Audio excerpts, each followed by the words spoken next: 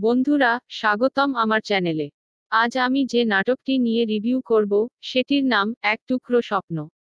এই নাটকটিতে অভিনয় করেছেন জনপ্রিয় নাটক অভিনেতা নিলয় আলমগীর ও তানিয়া বৃষ্টি।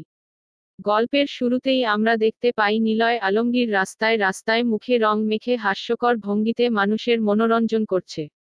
এরপরের দৃশ্যে দেখা যায় নিলয়ের জন্মদিনের দিন, যেখানে মেয়ে লেখাপড়া করছে এবং তানিয়া বৃষ্টির সঙ্গে নিলয়ের কিছু রোমান্টিক মুহূর্ত তৈরি হয়।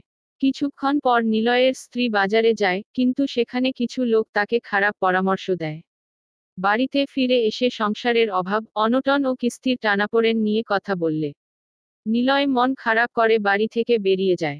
তানিয়া বৃষ্টি তাকে খুঁজে বের করে এবং তাদের মধ্যে একটি আবেগপূর্ণ সংলাপ হয়।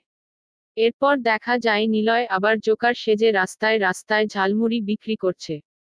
অন্যদিকে তার স্ত্রী ও মেয়ে একসঙ্গে সময় কাটাচ্ছে।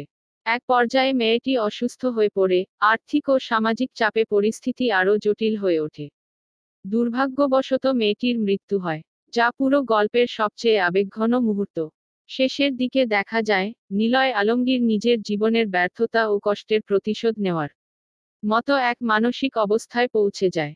তানিয়া বৃষ্টি তাকে বোঝানোর চেষ্টা করে, আর ঠিক সেই আবেগপূর্ণ দৃশ্যের মধ্য দিয়েই নাটকটির সমাপ্তি ঘটে।